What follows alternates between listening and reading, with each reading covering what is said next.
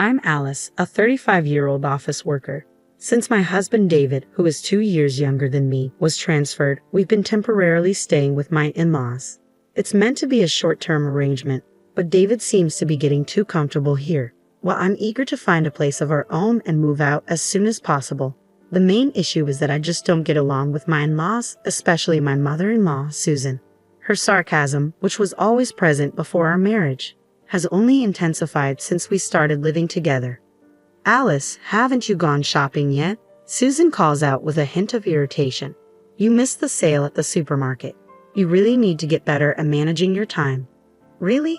My company permits teleworking, but that doesn't change the fact that weekdays are still work hours for me. I can go shopping during the supermarket sale times. I've told you many times, Susan. I'm working during the day, so I can't shop until after 5 p.m. Susan, however, always finds a way to twist things. Always so high and mighty, and you still can't bear a child. Barren as you are, she snaps, as usual.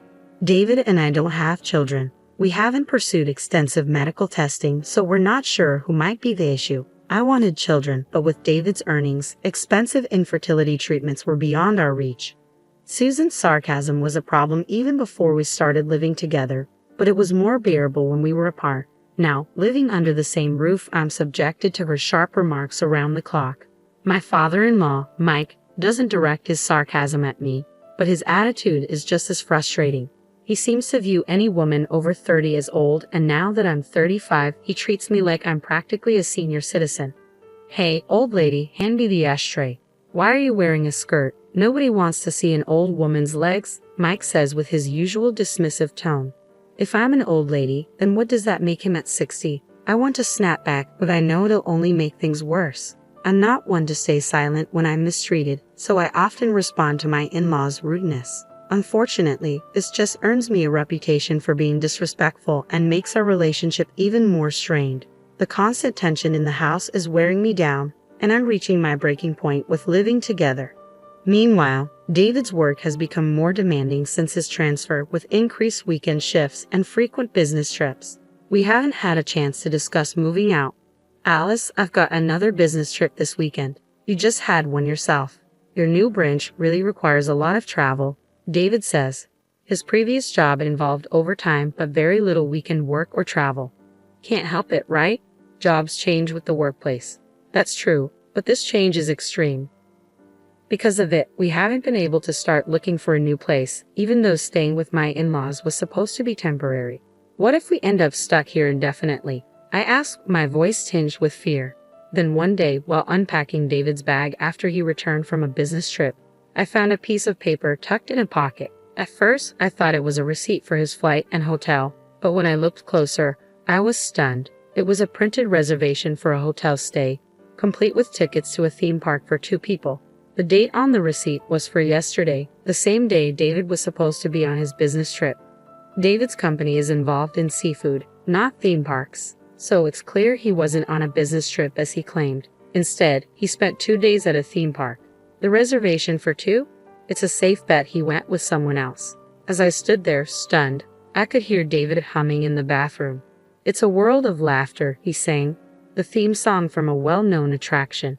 He must be humming it, reminiscing about his time at the park.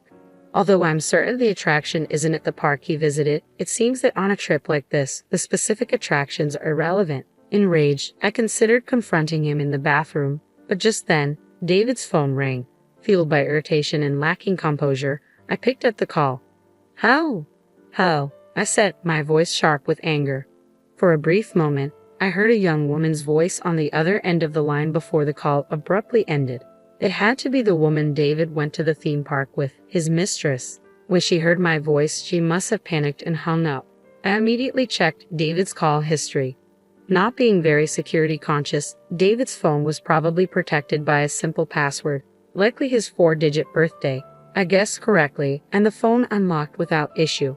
What I found inside made my head spin. His phone was filled with irrefutable evidence of his affair, selfies with a young woman, all taken during times he claimed to be on business trips or working weekends. He was dangerously careless, leaving such explicit photos easily accessible. I scrolled through the call history once more and found a contact named Emily.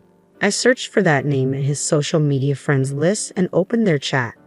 David, I love you. I can't wait to become your wife. The message read. Emily, it seemed, was hoping to marry David. A home wrecker, perhaps? As I wrestled with this revelation, David emerged from the bathroom. Ah, I feel so refreshed, he said casually, drying his hair with a towel. I seized the moment to confront him. Refreshed? What exactly are you refreshed from? It looks like you've been enjoying yourself in more ways than one. Who's Emily? He asked, his face going pale as soon as I mentioned his mistress. So it's true. You've been lying about your business trips and spending time with a woman named Emily. I can't forgive you for these lies. How did you? What the? He stuttered. I pulled out his phone and showed him the damning evidence. This phone has all the evidence I need, I said firmly. You went through my phone. That's a breach of privacy. David protested.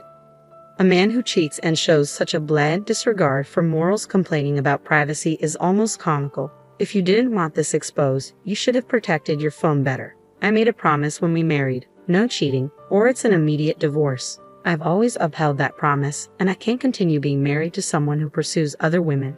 It's time for us to get a divorce. To my surprise, David simply nodded in agreement. Yeah, I guess so, he said. His reaction was unexpected. I thought he would fight it more. Was he already bracing for a divorce the moment his affair came to light? I'll start preparing the paperwork tomorrow. You should talk to your parents, David said. His easy agreement surprised me, but once I make a decision, I stick to it. So this is the end of our married life. The next day, I felt a pang of sadness as reality set in. I left early in the morning to handle the divorce paperwork and run some errands. When I got back late at night, David and my in-laws were waiting for me. You're finally back. I was wondering where you'd disappeared to, Susan said, her tone dripping with sarcasm. Given that David was there, they must have known about his affair and the impending divorce. Shouldn't they be offering apologies or at least acknowledging the situation before making snide comments? Instead of expressing any regret, Susan said something utterly shocking. Well, it's about time. I'm actually relieved you're leaving. I didn't want to see your face any longer, so it's good you were out all day. What do you mean by that? I asked, my voice edged with confusion as Susan gave me a smug smile. Just what I said, Susan sneered. I've grown tired of seeing your face. Even though David finally returned, you've been an obstacle. I tried to drive you out with my nagging, but you, with your lack of charm, just argued back, so I had to use my last resort. Last resort? I asked, puzzled. Susan's smile turned cunning. You know David's girlfriend's name, right? Yes, it's Emily. Interesting, Susan said with a smirk. I have a friend at my social club, Catherine. Her daughter is a very polite and charming 25-year-old minus 10 years younger than you. Young enough to start a family. Then Susan dropped a bombshell. So I introduced David to Catherine's daughter. What? I was stunned. I couldn't believe Susan would openly admit to such a thing. You're telling me, Susan, that you orchestrated David's affair? Oh, don't make it sound so dramatic. I merely facilitated an introduction, Susan said with a dismissive wave. I was horrified by Susan's bold confession. The idea of a mother deliberately setting up her son to cheat and then bragging about it to his wife was chilling. Well, it had to be done, Susan continued nonchalantly. David is our only child, and we need an heir. If you had managed to have a child, I might have been more accepting, but you chose to focus solely on your career and never had a baby. Mike nodded in agreement beside Susan, making it clear that he was aware of her actions. Do you understand? A 35-year-old woman who can't have children is no longer needed. Now that you get it, you should leave right away. Susan pointed at me with a triumphant look. After a brief pause, I replied, I understand your perspective perfectly.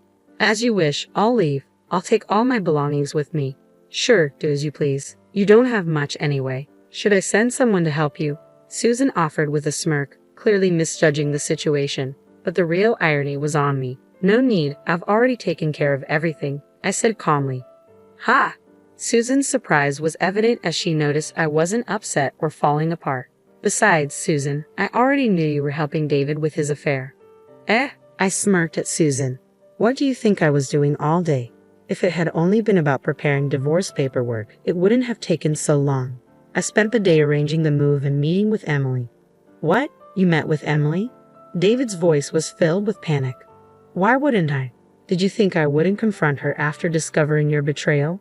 When I found her number on your phone yesterday, I made sure to call her. With a resolute tone, I continued, poor Emily though. When I called her and introduced myself as David's wife wanting to meet, she was stunned. Apparently, you told her you were single. I made sure she knew the whole truth. David, Susan, and Mike were visibly shocked. They hadn't expected me to take such decisive action in just one day. Emily was devastated when she realized she had been the other woman without knowing it, and Catherine was furious. She even considered suing for marriage fraud. I felt so sorry for her that I promised to support her in any way I could. What?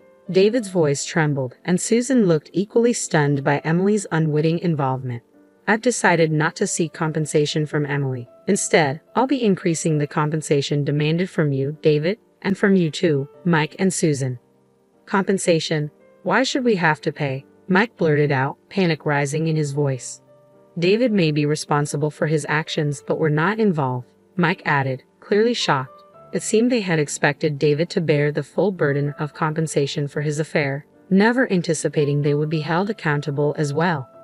There's no such thing as a free pass. You're all involved. The emotional distress caused by your harassment as in-laws is more than enough reason for compensation, I said with a dismissive smile, leaving Mike grumbling in silence. And have you forgotten my profession? I work at a law firm. I'll be consulting with Michael, our head attorney, to determine the amount of compensation we can pursue. I had, of course, already contacted Michael at the firm earlier that day. What? Mike stammered in disbelief. Just then, the sound of a car pulling up to the front gate was heard. Ah, they're here. Hey, it's the moving service, I said with a broad smile, heading towards the door. Thank you for coming on such short notice. I apologize for the late request. No problem at all. We had a slot open for tonight's service, and it worked out perfectly since I finished my errands late, the mover said. Great. Please get started and be extra careful with the fragile items, I instructed as I welcomed them inside. Several movers began packing up my belongings, including my clothes, books, computer, and the appliances from the living room and kitchen. Wait a minute, I heard Susan's voice as the movers efficiently packed everything. Hey, don't take that. Those items belong to us, she protested. No, these are all mine, I said firmly. I brought them into the house when I moved in with David. The in-laws' house had only outdated appliances when we arrived. As someone who loves gadgets, I couldn't tolerate that, so I brought my own from my previous apartment. Susan has gotten used to them and mistakenly assumed they were hers. The robot vacuum, cordless cleaner, the multifunction oven, the IH cooking heater, the negative ion hair dryer, and the espresso machine. You're taking everything. How greedy, Susan shouted, trying to lunge at me, but David stepped in to stop her. Mom, it can't be helped. All those things belong to Alice, David said, clearly resigned to the situation. Susan wasn't ready to concede, though. Once you've experienced the convenience of modern appliances, you'll find it hard to go back. If you're unhappy, you can always buy new ones. Though, after paying the compensation, I doubt you'll have the funds for such luxuries. As the movers continued to load my belongings onto the truck, I directed them, please deliver these to my new address. I'll meet you there. I watched as the moving truck pulled away before getting into my own car. Where's that truck going? David called out, his voice tinged with concern. Where's the truck going? To my apartment, of course. The one I owned before your transfer. I put it up for sale with a real estate agent when you were transferred, but the price was set too high, and it never sold. I never let it go, despite the agent's repeated suggestions to lower the price. Who would have thought it would come to this? I fastened my seatbelt and chuckled. In a way, I might have been prepared for this. David looked bewildered. I set the asking price higher than market value on purpose so it wouldn't sell, allowing me to return if necessary, I explained. David sank to his knees, overwhelmed by my revelation. You heartless woman, he muttered. Susan charged at me, shoving me aside while yelling. As I groaned in pain from the impact, she attempted to attack further by throwing a cutting board at me. Just then, a black figure darted into the fray, colliding with Susan and sending her sprawling to the ground with a startled cry. Thank you, Midnight, I said as I gathered the stray cat Midnight into my arms. I quickly climbed into the moving truck and sped away from the chaos. I wasn't sure why Midnight appeared, but with his strong sense of justice, he must have come to my rescue. I promised to reward him with some treats later. Following the incident, David and I finalized our divorce. My law firm filed for compensation from David and his parents. Michael, the head attorney, took on the case pro bono, using it as an opportunity to mentor the younger associates. Despite the young lawyers handling parts of the case, I felt reassured by Michael's experience and support. Michael also took on Emily's lawsuit, pursuing both criminal and civil charges with renewed enthusiasm, as it had been a while since he handled a criminal case. After paying compensation to Emily and me, David's parents will likely have to sell their house, and it still might not cover everything. The idea of them facing a life of debt and poverty almost brings a smirk to my face. Now that I'm single, life without David and his deceitful parents feels like a breath of fresh air. For now, I'll revel in my carefree single life in my apartment, enjoying the company of Midnight, the stray cat I brought with me.